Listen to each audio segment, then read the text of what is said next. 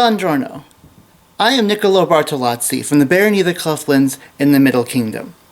I am also one of the founders and the artistic directors of I Verdi Confusi of Players Patchwork Theatre Company, a Commedia dell'Arte troupe, also active in the Middle Kingdom but with players from actually around the known world.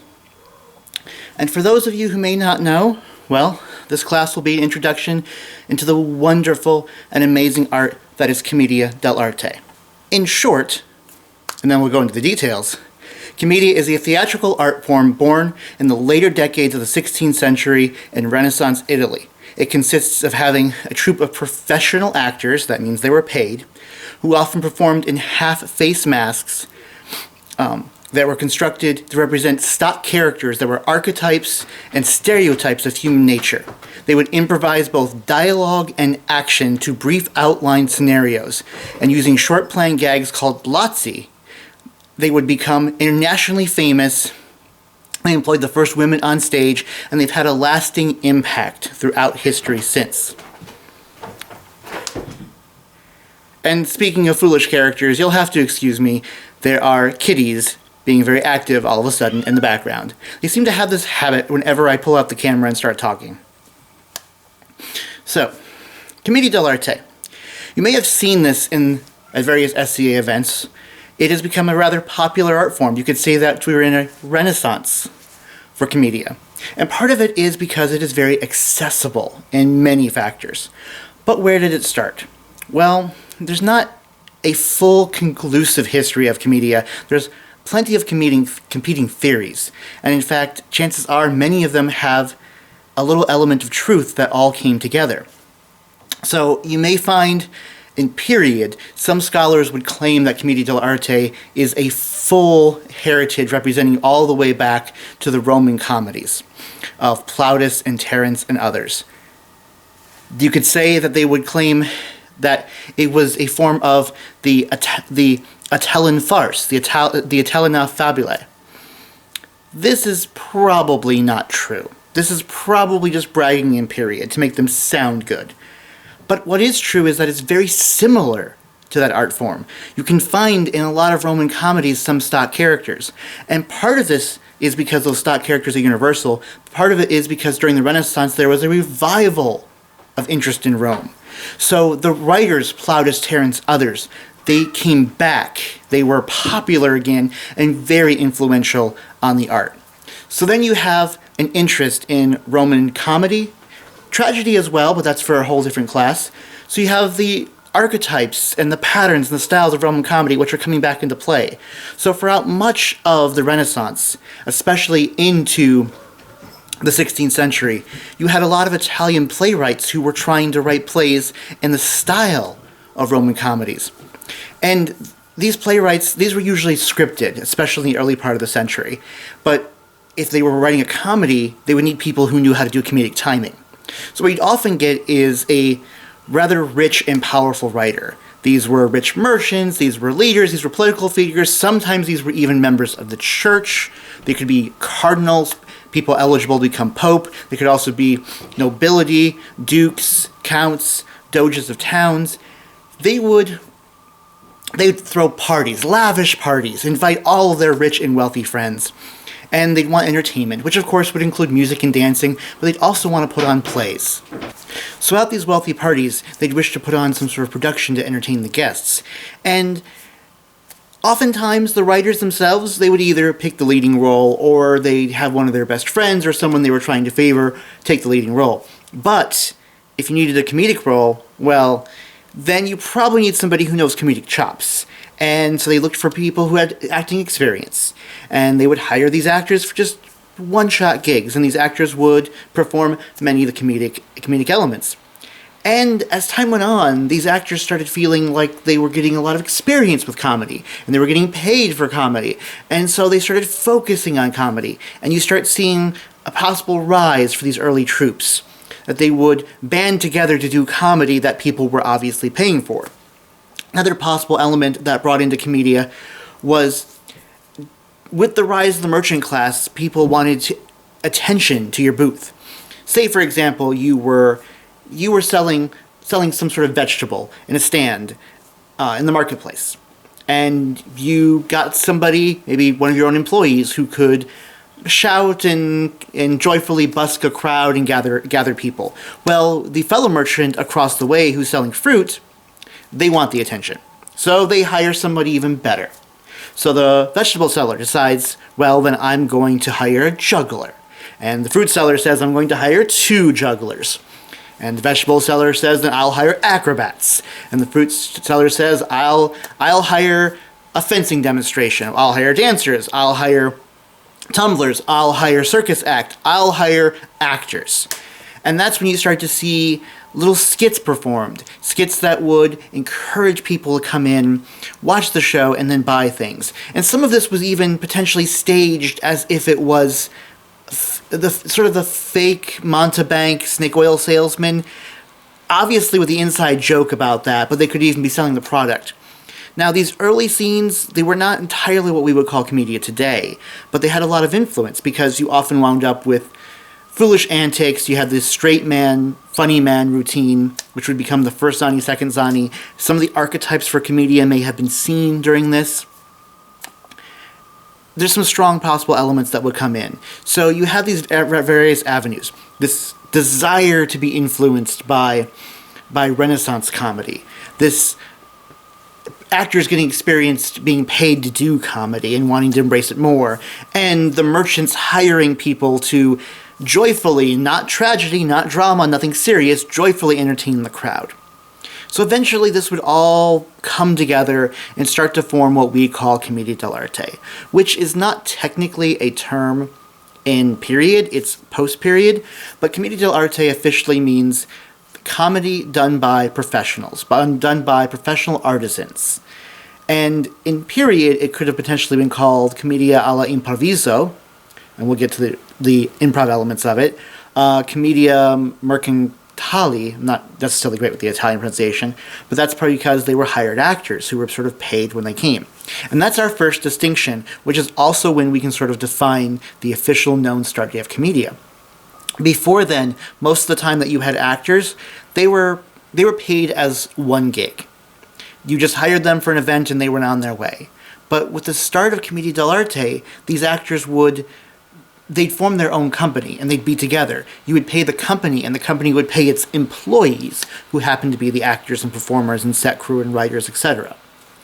And these companies would have legal documentation. They'd have to represent as a company, as a group, as, you could even say, sort of a guild. And the first known account of this comes on February 25th, 1545. And that's why that February 25th is always considered International Commedia dell'Arte Day today. That early commedia is probably very different than what most of our documentation is, what we see in the SCA. Much of what we know about comes from the following decades, much later in the century. But we can sort of say, by this point, we're starting to see early commedia. And it would go on and last for centuries. Now let's talk about the elements of Commedia dell'Arte. One of the most iconic that people think about is the mask. The Commedia dell'Arte mask it's rather specific. Many theater in history included masks, but not a lot of theater included half-face masks. This means that the mask was worn mostly over the forehead, around the eyes, over the nose, and down to either at the lip or approximately, and over the cheeks. Some of the masks had covered a little bit more, some covered a little bit less. But what this allowed is a lot of emoting from the lower jaw and lower mount of the face. A lot of theater, European and otherwise, they'd have full face masks. Commedia opted for the half-face masks. These are often very similar to the masks that you will see, some of the masks you will see in Carnevale. Carnevale traditions, also called Mardi Gras in other places, it has a lot of influence on commedia and is also very much influenced by commedia. So there's some discussion exactly where some of these masks came from. Many were probably in use for various activities. Others, or at least the style I should say, not the specific masks. Others were influenced then into Carnevale And this is especially why you see lots of elaborate masks in Venice, because that was one of the epicenters of Commedia at the time, and Venice is now a very prominent place for Carnevale. Now, these half-face masks were usually crafted out of leather. Some of the earliest ones may have been cloth. It's a little unknown, but at least by the end of SCA period, they were basically leather. And they were finely crafted. They would have exaggerated features. They'd have wrinkles, giant cheekbones. They'd have long noses, hooked noses, carbuncles. You could think of a carbuncle as, think of the cartoons when someone gets hit in the head and a little bump forms. You could also think of sometimes characters with giant warts. They would sometimes have fake mustaches or beard attachments, big bushy eyebrows. And what was important was that these masks, they helped identify the character, because every character had a different style of mask, and the mask helped identify them as the stock character, which is where we'll go to next. Because each of the characters in Commedia dell'Arte is traditionally called a mask. That includes the characters who don't wear masks, more on that in a moment. And each mask, or character, was its own archetype. Now, historically, there was maybe not as well defined as what we see today, but a lot of the troops would still use something similar. Most troops would have a miser character. Most troops would have a braggart, would have a schemer, would have both the clever servant and a foolish servant, would have the young lovers. They may have gone by different names, they may not have all had the same clothing, but because of what documentations we have, nowadays we look at the characters as rather iconic by name. Now, much of the world does in fact have very similar characters like this. It's actually why they are so iconic and so well loved, is because almost every comedy in the world can see this. The ones I mentioned before, miser, conman, stooge, a sassy servant, a sexy servant, a sarcastic servant, a scheming servant, a hungry fool, and lovers who can't figure out what to do, know-it-alls who know nothing. You see this all the time. This is almost universal humor for human nature. So Commedia embraced it, and Commedia gave these characters names. Many of the names we have are from Flaminio Scala, and it's probable that other troops would have used some of them because, well, copyright law didn't quite exist back then, at least not in the way we think of it today. So troops were stealing from each other all the time. But also many troops would have had their own names for many of these characters. But we nowadays, and if you see in the SCA, almost every troop is going to use a Pantalone, is going to use a Capitano, an Isabella, an Arlecchino, etc. And we'll go into the specific nature of those characters in just a moment. But part of the beauty of having these characters is your audience and your actors know what to expect from these characters. The second someone comes on stage wearing Pantalone's mask and signature outfit, the audience knows he's the miser and knows what his purpose in the plot will be. This really helps out the actor as well, because the actor already knows a lot about their character when they first approach a new work. The audience also, they know what to expect, and they're sort of on the inside joke. They know immediately who might be the villain and who might be the obstacle and what someone's reaction will be. And having that inside joke, which is a bit of an element of dramatic irony, is really invigorating, especially when you can build off of it. We don't always see that as well as we may want in the SCA today, because a lot of our audiences are not entirely familiar with Commedia dell'Arte. But when you get an audience who is, especially at some of the larger events like the Penzic War, the second certain characters walk on stage, the audience knows exactly what to expect, and you can make jokes off of that.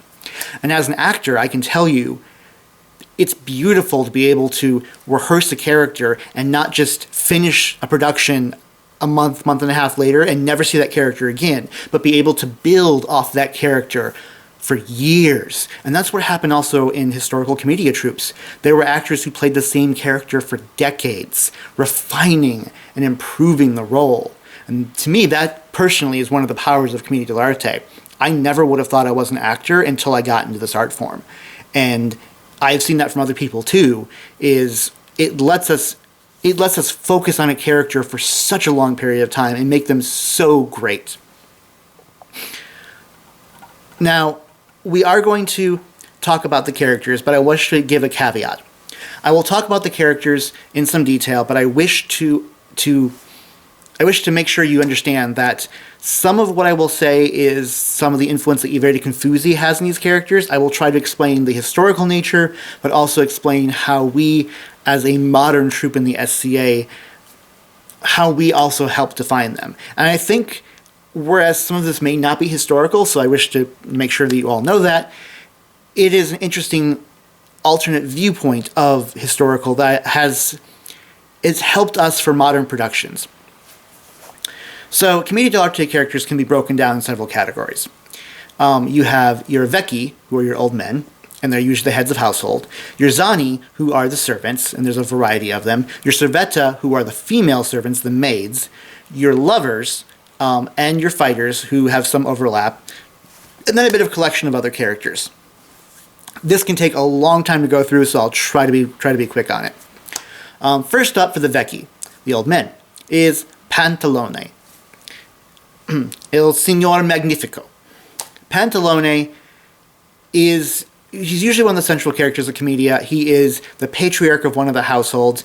He is the miser extraordinaire. He's a Venetian businessman, and he cares about money. Money, money, money, money, money.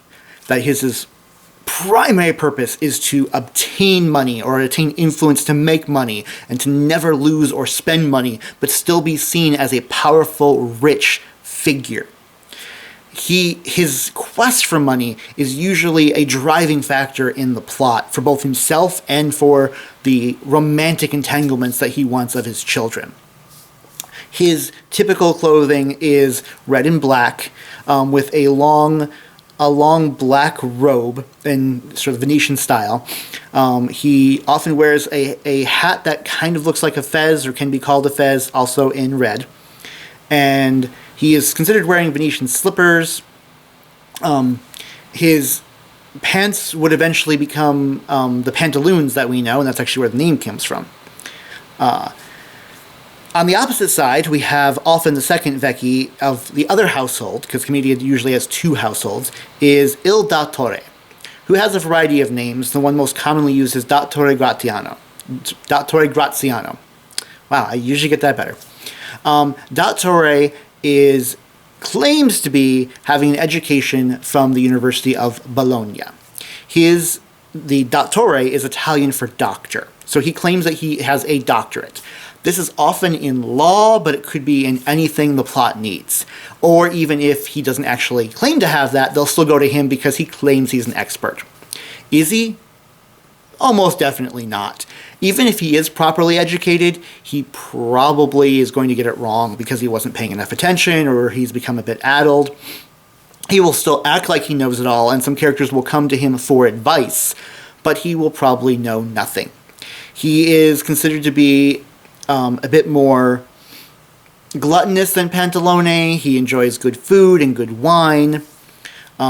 He embraces knowledge over money, although he is often considered very, very rich. You could also have plot lines where he is not so rich, at least not by still middle-class Venetian standards. When I mentioned that he is from the University of Bologna, I have to wonder if this is where we get the expression that someone is full of, well, B-O-L-O-G-N-A. Because he is definitely full of baloney. Both old men are considered old. Pantalone is usually considered very old and decrepit. Now, that does not mean that both of them do not have their own romantic interests. In fact, Pantalone still likes to pretend that he's young and virile and will try to hunt after attractive young women. Or older women, but oftentimes young women, he considers himself lustful and considers himself virile, and that he is still a ladies' man. Dottore will do that to some degree, although it's more of a dodgering old man who is just lustful and not somebody who still thinks he's virile. As I said, these are the two patriarchs of the household, and in this case they employ the servants. The male servants are called zani, and they are often from more of the country. They're more rural, they're more considered less educated and more country bumpkin. They can be lazy, greedy, tricky, though they can also be some of the stupidest and some of the smartest characters in the play. The most well-known of these is Arlecchino, who's considered the second Zani, or more foolish one. Arlecchino is probably the most famous character in Commedia dell'Arte. He is the archetypal patchwork clown. His name actually became the word for harlequin. He is constantly happy-go-lucky. He is always hungry. He is always tired. He will pretty much mess up every task you give him, although oftentimes the mess-ups will eventually spiral into the happy conclusion for the play. He is not usually a villainous character. He can be rather tricky at times. It depends upon which setting you're in. He would eventually evolve post-period into being a bit more clever and tricky, hence the Harlequin, think Charlie Chaplin, that we know. But his mask, his patchwork coat, because he would typically wear a white base with a bunch of colorful patches all over, would become the Harlequin triangle or diamond lozenge pattern that we see today in artwork and clowns. Arlecchino is featured a lot in many productions today because he was a bit of an acrobat, he was a bumbler, he was great with improvisation, because as one thing I was taught early on is Arlecchino can say whatever he wants because he's a fool and he'll get away with it. Another character often used, although this one may be slightly post-period for the SCA, is Brighella. Now, he's a first Zani. He's either someone's primary servant or possibly even his own small-time businessman. And he's a schemer. He's a con man. He is rather charismatic to the other characters because they always come to him for help, despite the fact that you could call him a slimy car salesman, like the stereotype, not a real car salesman, the ones you see in the movies. That much. And he is always trying to scheme for something. He may be using his schemes for his master if he's set on a task, but he's probably got his own plot that he's also trying to push. His biggest downside is that his ideas are often too clever for the characters around him. They're maybe too clever for himself, and he will like to gloat, which will usually get him caught. He does not usually win in the end because Commedia likes to have the good guys win. Whether that means that he just gets not as good, or he gets run out of town, or he's arrested or somehow punished, depends upon the plotline. The other main clever Zani is Pedrolino. At least clever in the earliest Commedia. Later, Pedrolinos became very different, but that's well past period. But if you think about Pedrolino, he could be the inspiration for the modern-day sad clown. Possibly even, at least in appearance, the inspiration for the Perrault, the sad, almost mute, infantile character from the French Commedia italienne, which was a later century theatrical art form influenced by Commedia dell'Arte. But period Pedrolino, he was clever, he was smart, and much of the period plays he was the smartest character, and he was the one who would come up with the schemes to try to resolve the plot that would often fail because the other characters were idiots, but he would eventually figure everything out, get rid of the confusion, get rid of the disguises, and make sure that everyone gets a happy ending. Now, he himself may want a happy ending. He may want to get his own goals, his own increased wages, his own romance. He may just be having fun and tricking people, including people he likes. Oftentimes, I've seen him played nowadays as kind of sarcastic and frustrated by all the idiots around him. But he is known for his iconic costume as well, which doesn't make any sense for him being a smart character. His clothing is incredibly baggy. He wears the basic Zani white base, but he has sleeves, unimaginably and unusably long sleeves that go drape well over his hands, possibly even down to the floor. So when he acts, his arms can just be flopping around everywhere. I don't actually understand. The costume makes a little bit more sense for the later period, possible Pedrolino, but here we have it in period. So now we move on to the Cerveza. Now, this is where we get a little bit in what I Verdi Confusi decides for characterizations. In most period references, you just have Cerveza. They'll list a bunch of names, but they won't differentiate the characters. They'll differentiate the Zani, but they won't differentiate the Cerveza. Part of that is because the differences in the Cerveza may be a bit more minor, and the differences in costume is also very, very minor. In fact, there's not a strict defined Cerveza costume. And part of that is, well, we'll get into it when we start talking about women acting on stage. But this is the first thing I can say. The Cerveza, from at least what we consider the primary Commedia, were played by women. Now, as I said, the Cerveza were typically just one size fits all. They could be clever, they could be foolish, they could be motherly, they could be sisterly, they could be sassy, they could be sexy, they could be all of the above. They were usually hired by the master of the household, but they were primarily the servant of the amorosa, which we'll get into in just a few minutes. So what we like to do in I Verdi Confusi is separate the characters because we think this gives more avenue and gives something better for the actors to have. Like if we're going to have a bunch of male Zani, why don't we also have several female servants as well? So the first that we like to look at is Francesca. She was, chances are, the earliest maid in Commedia dell'Arte. She's the one that often shows up in the I Gelosi scenarios. She could be clever. There's definitely scenarios where she is very clever, but she can also be relatively foolish, just one of the same foolish characters, with letting Pedrolina be the most intelligent one. She is often depicted, at least in my opinion, as a little bit older, so she comes across as maybe more motherly to the amorosa or even the amoroso. She might be lustful, but sometimes that's considered to be a scary interest from an older, more forceful lady. But she could also be clever. She could also be desirable. Pantalone will go after anyone. Capitano may be interested. She's also somebody who can be experienced, who the characters will go to for advice on romance, on love, on how to win over their father. Secondary, we have Columbina, who, like Brighella, is potentially a post-period name, but you'll see Columbina used quite often, even in SCA productions. Columbina is usually depicted as being the clever, sassy, and sexy servetta. She is often depicted as a little bit younger than Francesca. She is maybe more big sisterly than motherly to the amorosa. She definitely likes to flirt. She likes to get her own way. She will also go after men. She definitely will go after types like Capitano. She has no interest in Pantalone, but Pantalone definitely has an interest in her. When we have a Columbina, she's usually the one who resolves the plot line. Again, that's not entirely common in period, because usually you have Pedrolino, but it really fits the Columbina character. The last main distinction we have is definitely not a period type.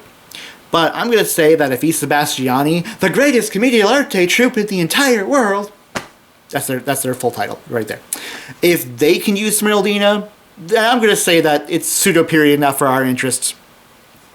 Smeraldina, we play as a foolish servetta, and that's because the other ones are not that foolish, not usually. So we like to have a possibility for a foolish one. Sort of often a companion piece for Arlecchino, or if we don't use an Arlecchino but want to use a Smeraldina, there we go. But, it's open to interpretation how you'd like to play it. So those are the highest rankings, the Vecchi, and the lowest ranking, the servants. Now we'll get to the middle characters, who are still part of the middle class, but they have not come into their own power. These are primarily, who we call the lovers and the fighters, because we sort of lump them together. First, we have the lovers, the innamorati, or the amorosi. These are actually the central characters for who the plot revolves around, but they aren't usually the big movers of the plot. Pantalone and Dottore and some of the other patriarchs and matriarchs, they will have children, and these children are the amorosas.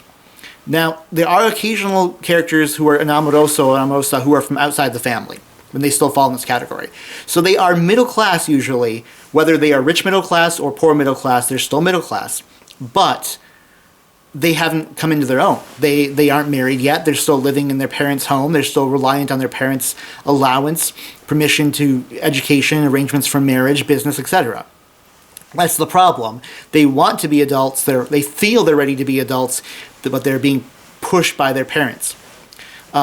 Most of the time, the amorosi are flighty, somewhat selfish and shallow. They can't really resolve their own problems. They will go they will constantly be a 9 or a 10 when they're really, really happy, and then drop down to a 1 or 2 the second any problem happens. It's the end of the world if they can't see their beloved, who they may have only seen from afar. It is truly love at first sight without any substance at times. There are definitely plays where they don't even interact until the final scene, but it's still a sudden, I just saw them walk across the piazza and now I'm in love.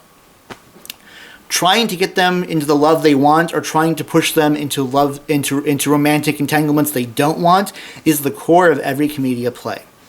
Now, there's a variety of names for them, and most of them are fairly similar. Flavio, Flaminia, Orazio, Silvia, Camilla, Leandro, Aurelio, etc., etc., etc. There's many names. Many of them are actually legit Italian names, unlike some of the other Commedia characters.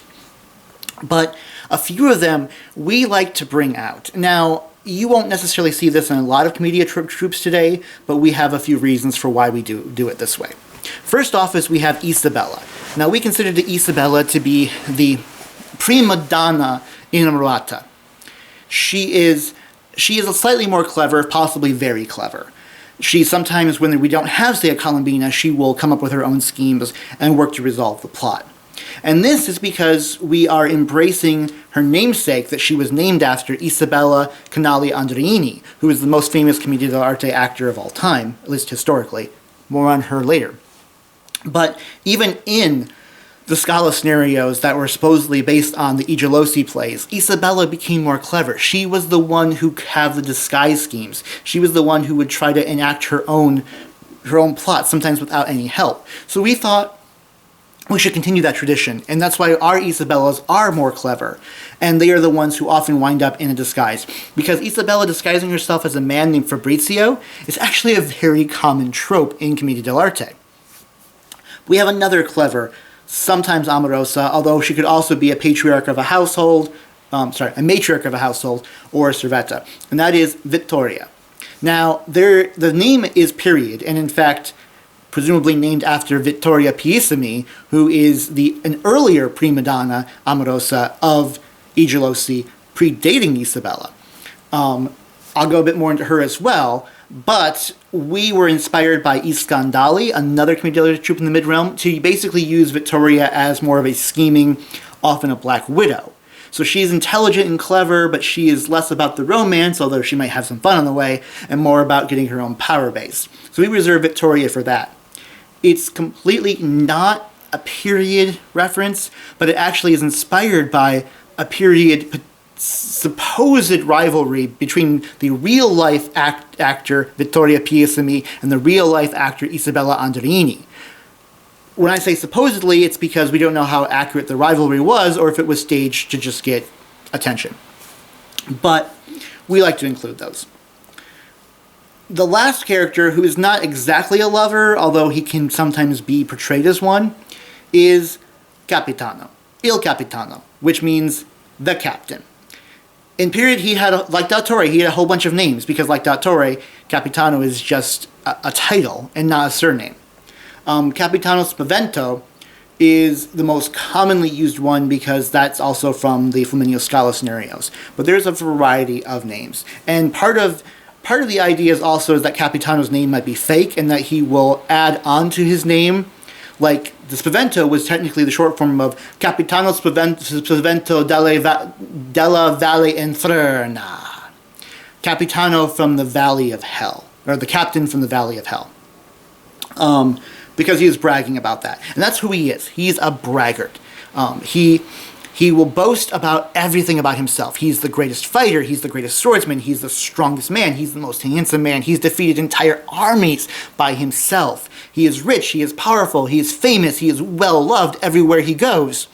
And almost all of this is not true. He's a coward, complete and utter coward. He will not want to actually be involved in a fight. He never did those exploits. His bravado is the fragile shell trying to protect him. Throughout the course of the play, he may be desired, he may be feared, he may be loved, but usually we'll find out that he actually isn't any of those things. Now, his purpose in the play is often what I would consider an interrupting character. Vittoria can also play an interrupting character too. But Capitano often comes into town, he's a stranger. That's because he's Spanish. And his whole character is actually being made fun of the Spaniards because during this time period, northern Italy hated the Spanish because they had invaded and conquered much of southern Italy, and Spanish captains would walk around strutting, bragging about, we conquered you Italians earlier in the century. So the Italians then made fun of these pompous Spanish captains. So Capitano would come into town, usually a stranger. He might be on his own mission. He may be called in by one of the characters like Pantalone because he has a job or a prospect for Capitano. Capitano will often fall for the Amorosa. Maybe he's being arranged to marry the Amorosa, which is a problem because the Amorosa wants to marry her beloved, who is the Amoroso. Capitano may also take an interest in the Cerveza. He may take an interest in, say, one of the old men's wives. He may be hired because they need him to do a mercenary job and he has to find his way out of it. And there's a lot of aspects he can do. He could be the villain, he could be a con man, he could be an unwanting stooge, he could be foolish, he could be somewhat brave, but not nearly as brave as he wants to be. He could be a complete and utter coward. I can go on about him because he's the character I play the most, so I'm most familiar with him. But let's move on for now. And like I said, there's a variety of other characters, and we could go on and on and on.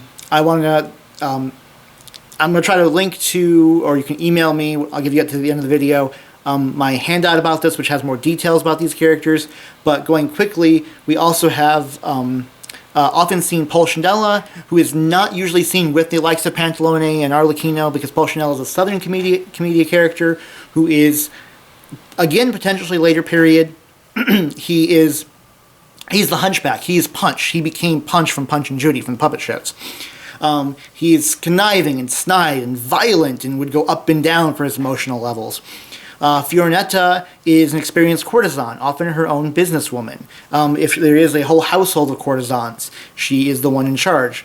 People will go to her because, well, for lustful intentions, but also for advice on love and romance. Laura and Rosara are potential matriarchs of households. They could be wives of Pantalone and Dottore, or they could be their own widows. La Ruffiana is an old lady of whatever type. She could have been an old soothsayer, she could be an old fortune teller, she could be a beggar, a courtesan, a mother, a long-lost mother. And can be one of the few characters, women characters played with a mask, and one of the few characters who could... I forgot to talk about the masks. I'll get that in a moment. And one of the few characters who was potentially female characters played by a man, still in later period Commedia. Coviello is another servant who thinks he's better than himself, similar to, say, wannabe Capitano. Scapino, he's quick and nimble. He's very clever, but he doesn't, sometimes he's too clever, but his name means to scamper, so he tries to get out of his own problems. Cola and Cassandro are even older men who are even older and potentially more influential than Pantalone. And we also have Tartaglia, who is just well known. Again, I think post-period for Tartaglia. He's well known because he will stutter, and his stutter will often cause inappropriate situations. He is often some sort of clerk. In later periods, he became one of the Vecchi, often replacing Dottore, and his inability to communicate would sometimes cause him to have violent outbursts. And there's more characters than that. There's a bunch of other types of servants, some with maybe a little bit different, some significantly different, but we'll go on from there, except one thing I forgot to mention is who wears masks and who doesn't, because not every character does wear a mask. Almost every male character does, but with the exception of that La Ruffiana I mentioned, almost no female character does, and I'll explain why later. But you can be safe to say that that all the Vecchi wear masks. Pantalone, Dottore wears masks. Capitano wears a mask, big, long, very phallic nose because of who he is. Arlecchino and Brigella wear masks, and so does the other servants. But Pedrolino does not. Weirdly enough, Pedrolino does not, and I still don't entirely know why. That would make sense for the more infantile, childish future Pedrolino, but even in period, he apparently doesn't wear a mask, except he wears usually white face makeup. So he's one of the few male servants who doesn't. But the Amorosa, both male and female, and the Cerveza, and wives of the old men, Vittoria, Isabella, all of them, they don't wear masks. And we'll get to that in a moment. So now we have our stock characters. Well, what do stock characters do? Well, in this case, you improvise, because Commedia was not a scripted art form. Many of the Commedia troupes did also do scripted theater, and many of them got experience from scripted theater, but Commedia itself is not scripted.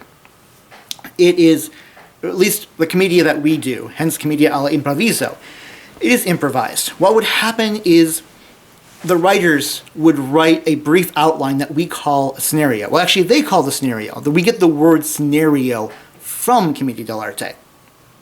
So they would write a scenario, which is just an outline. What we often call French scenes nowadays is a scene would start whenever a character would enter stage. And the outline would have the basic business. It would say who was entering and what their main plot points were. It would only be a handful of lines. And the actors would improvise what happens. They would make it up in both rehearsal, which could then be used to rewrite the scenario, and also on stage, live. They just make up new gags, new dialogue.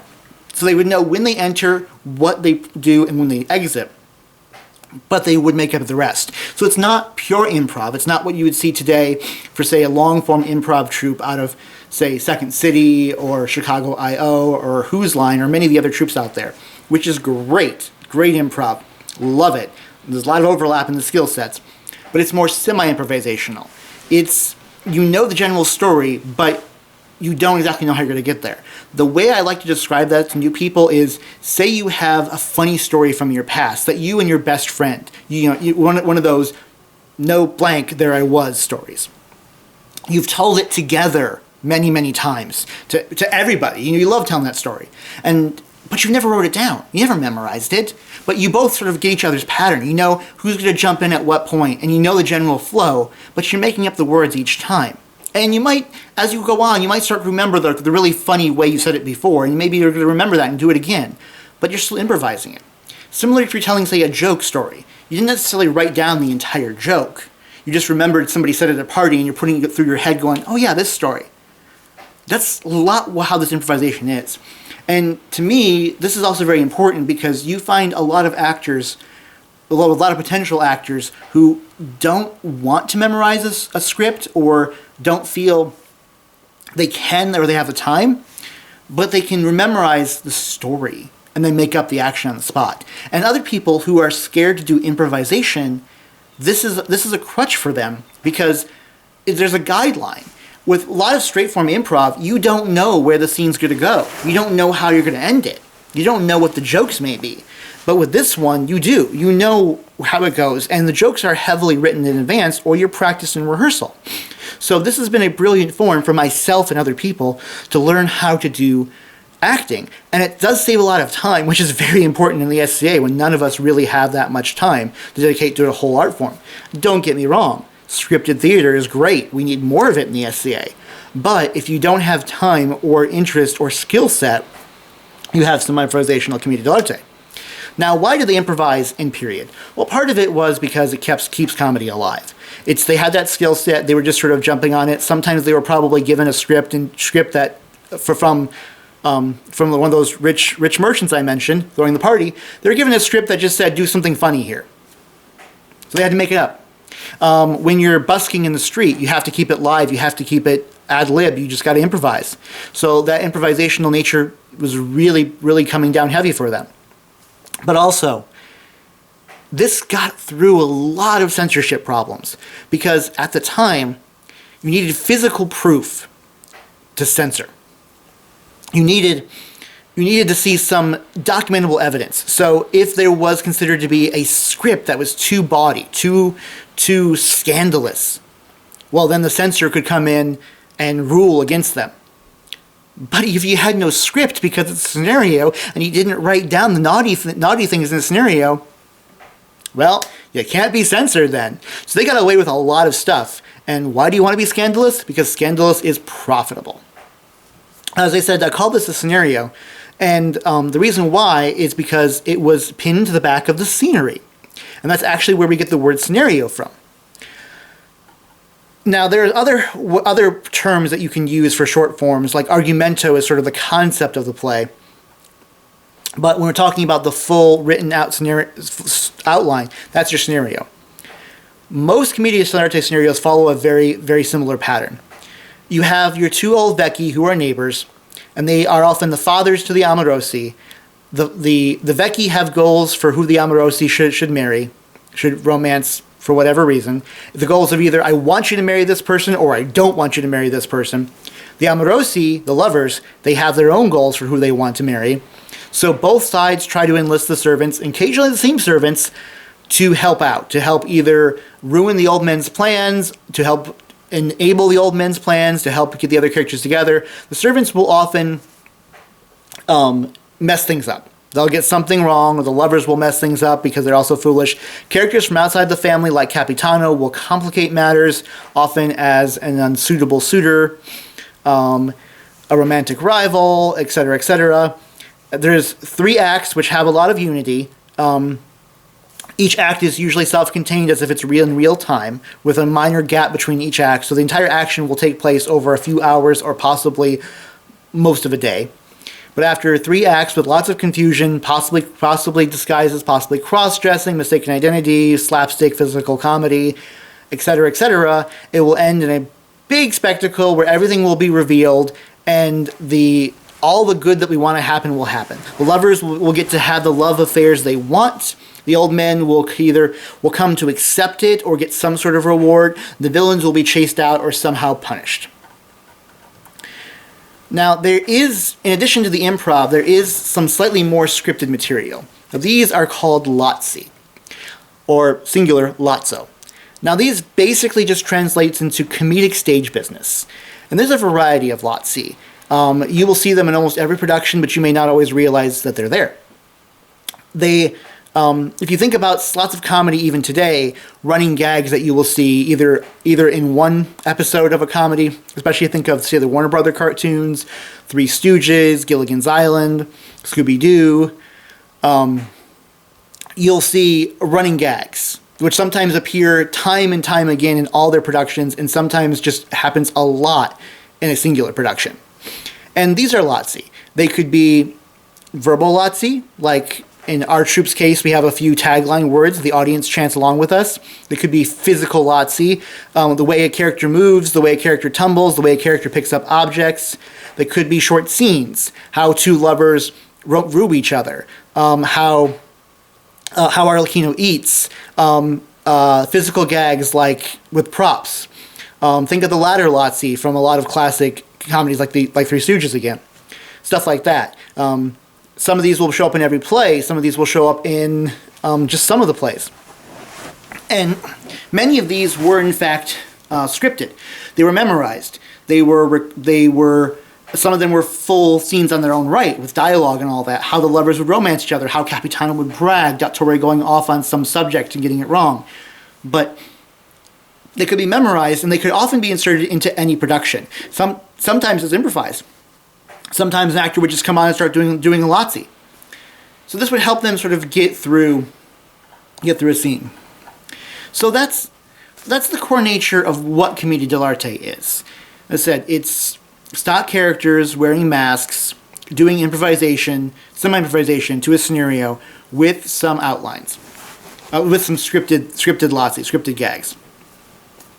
So, as I wrap up the class, I want to cover a few of the other important elements that would make Commedia so well known in our history.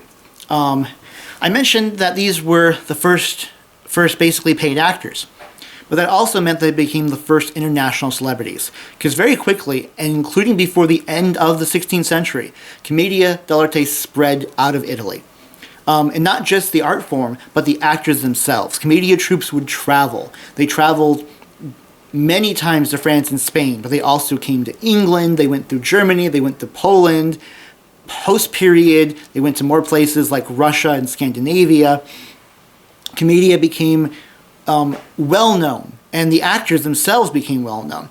There were fan clubs for actors in countries outside of their origin. I Gelosi, the most well-known troupe, which by the end of the century was headed by the now married couple of Isabella Andreini and Francesca Andreini, who were both actors in the troupe and managed the finances, directed a lot of plays, wrote a lot of material. They and their troupe were invited to the court of France by the king on multiple occasions, and including at one point, they were kidnapped by insurgents on their way, and the king paid the insurgents ransom because he wanted them free so they could come and perform. There's some fun notes also is that the royalty in France loved Commedia dell'Arte, partially because the wife was Italian. The court of nobles below them didn't quite like Commedia and kept trying to get it banned, but then the king would reverse the ban. Part of this stems from the fact that Commedia makes a lot of fun of the middle class. It makes fun of everybody, but it makes a lot of fun of the middle class, and that's because they're easy to make fun of. The king, he's not going anywhere. He's as high up as he's going to be. He's not going down. He can act whatever he wants, like whatever he wants. He's not falling. The lower class, they don't expect to go up. They can like whatever they want. The middle class, though, wants to go higher and fears going lower. So they want to be the most dignified and respectable. And that manifests in the courts of France. Commedia started having a major influence and would continue to have a lasting influence that we will see throughout history today. Now, I've mentioned a few times women on stage. Commedia dell'Arte is the first widespread theatrical art form in Europe to put women on stage. It's not the first. It's often declared the first, but women did appear on stage in performing arts here and there at times. But this was the push that really forced the issue and had this happen.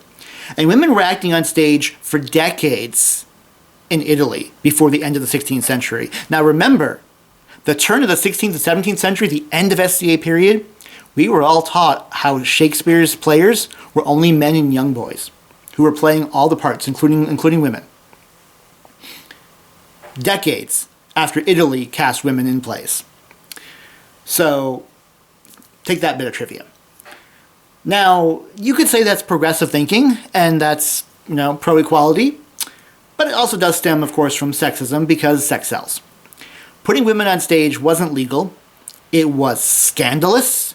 It was considered shocking, potentially deplorable, and, of course, profitable. And that's probably what happened. Women, they got attention. They brought people to your troupe, to your booth, to your patron, who gained money off of it. And since Italy was heavily ruled by the merchant class, they're going to do whatever they want to make money. So yes, it did give women access to being on stage, but partially was because sex sells. This is also why we get characters without masks. Because if you're going to hire a woman to be an actor, you're not going to put her in a mask. You want her to be out there pretty. You want to show off how beautiful she is.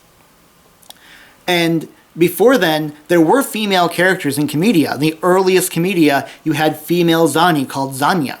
They were played by men, and they were basically just men playing female versions of male characters. They were still just as grotesque, as lazy as country bumpkins. They had grotesque masks on their faces. They just happened to be classified as a female character. Once you actually get women playing the part, though, they played them differently. They played a woman as a woman. And then when you had a female Cerveza and a female Amorosa, well, you wanted her companion, the male Amorosa, to also be maskless and a very handsome man. So hence, you get characters without masks. Now, it may be because they were trying to get beautiful women on stage, but it wasn't just that they were putting a pretty face up there in a dress. They embraced having intelligent women. Women were known to lead troops. Women were known to write literature. Women were known to help the day-to-day business. So it wasn't just taking a woman and putting her on stage. They embraced her as part of the team. And that's where I think the true progressiveness comes from. Isabella Andreini helped lead the troupe, and before her, Vittoria Piissimi had been in I Gelosi. She left to basically found and run her own troupe. And this is part of why there was this potential rivalry between the two of them that was maybe more played up to just get attention and actually existed, but it wasn't. There was the rivalry was between these two powerful women, not between the two troops and not between the two men, between any of the two men. Isabella, though, was so popular that there was memorabilia that was coined with her face. There were fan clubs for her, and when she passed away, there were entire towns that went into mourning for her. She was a true celebrity. And anything more starts going post-period. And I wish I could actually talk more about that, and I wish I actually had time to study more of that, and I should someday. But I want to do some quick coverage of the lasting impact of Commedia dell'Arte, because we still see it today. It is seen in the SCA potentially a bit more than maybe it should be, because it occupied only a few decades of our over 1,000 years of possible theater. But it's very important, and it's very important for the dawning of what would lead into modern theater. Commedia, it did dominate the theatrical art form. It would continue in Italy and continue in other countries. It would pass on to become the Commedia Italienne. It would influence Shakespeare and other writers in England. It would influence Molière. It would become it would influence opera and puppetry and mime and circus arts. More recently, it influenced the Harlequinade. And the Harlequinade of French in Britain, which became vaudeville and burlesque, and modern-day slapstick, which was the earliest movies, were influenced by this same Harlequinade-style vaudeville. We still see a lot of this comedy today, partially because, like I said, it's archetype comedy. It's slapstick, which literally, the word slapstick is one of the words that comes from Commedia dell'Arte. And amongst other words, scenario I mentioned. Usually I have more in my head right now than that. Yeah, zany. Zany comes from Zani. I want to say You're Full of Bologna comes from Dottore being from the University of Bologna. Haven't proven it. Lots of people seem to think it's possible. And the one I like the best is Pantalone became the character of Pantaloon. Pantaloon gave his name to the clothing he wore, his pantaloons. Pantaloons came after him. Pantaloons got shortened to pants. So without Commedia dell'Arte, we'd all be pantsless. Well, Commedia dell'Arte is still alive today. There's been a revival not just in the SCA, but outside of it. You can see lots of troupes performing around the world, especially in Italy, but other places too. And you can see this influence still felt. In the SCA, there's a variety of troupes. My own I Verdi Confusi, we perform dozens of times a year. Not just in the SCA, but we'll perform some modern adaptations, some parodies of more modern works. We'll do those at conventions and events and conferences because we're using the same root form. But in the SCA, we'll show up whenever we can. And it's not just us. I Scandali is also in the Middle Kingdom. I Sebastiani is in the East Kingdom. And they've been around for decades. There's professional commedia books written that includes references to I Sebastiani. There's I Firenze in the Kingdom of Atlantia. There was Vangatto Stolti, or is Vangatto Stolti, also in Atlantia. There is Il Titolo Provvisorio, which comes together at Penzig every year. Also, at places like Penzig and Gulf Wars and wherever else you can find it, you have Iron Commedia, which is a project that I Verdi Confusi started 11 years ago, where we bring together a bunch of people who are interested in commedia but don't have a lot of time, and one afternoon we teach it if we have to, we write a brand new scenario never seen before, we cast it, we rehearse it, and we perform it. So yes, part of the reason why they say commedia is actors theater is because you don't have a director. You can make up what you want. You can improvise. I also feel it's writer's theater because where else can I write a brand new play and have my friends perform it in front of an audience that very evening? And that is also what I think is very important for what we do. Yes, the SCA is about researching the past, about getting history right, teaching it. But if we're recreating the past, we also need to recreate the entertainment. And if we're entertaining an audience, we have to be entertaining. So yes, we'll take some liberties with what happened for period pieces, because not everything that they wrote in the 16th century is funny or even considered polite today. So yes, you can make an accurate production, but if you want to get an accurate reaction from your audience, you have to entertain them. So do your academics, do your scholarship. But also, if you're going to perform, entertain. And I encourage you to all go out and do this. If you don't have a commedia troupe near you, like I didn't when I started, you can have one happen. You can make one happen. You can embrace it. You can start small. It may not be period, but do small skits. Just come up with little skits with stock characters. Come up with whatever costumes you have. You probably already got medieval and Renaissance clothing. Build up as you go along. Find some more people. Perform, because performing is going to get you the most interest. Reach out. Find us. Find me. Not just me. There's other people that you can contact with. If you want to reach me and get a copy of my class handouts, email me at lotzi@case.edu. That's LAZZI at case.edu. Email me. You can also look for us. There is the Commedia dell'Arte and the Society for Creative Anachronism Facebook group. There is a Penzic Commedia group, and I think a Penzic Commedia page as well. Penzic is a great place for it, but it's not just at Penzic, it's everywhere. You can definitely look for the troops I mentioned. There's probably other troops that I don't even know about, and other productions going on. So there's a lot of us doing Commedia. You can find it almost everywhere, and I encourage you to. Look it up in your libraries, either your public libraries or your academic libraries. You especially can look for Flaminio Scala's works. There's translated works available. You can also there's at least 2 good books by, I'm trying to scroll down to my, bibliography. John Rudlin, Oliver Crick also has some good books. Barry Grantham has some good books. Some good history from Thomas Heck. You can get a Lotzi book from Mel Gordon. You can get an older book but very good information, Pierre-Louis Descartes. And there's a variety of other things. I've got, I'd have to probably send you the notes if you don't have the handout. But just look for Commedia dell'Arte and you'll find it. Or look for Harlequinade. Or look for Harlequin. Well, I think that's about it for the class. I thank you for watching. I hope you've learned something. Once again, you can reach me at Lazzi, Lazzi, at case.edu.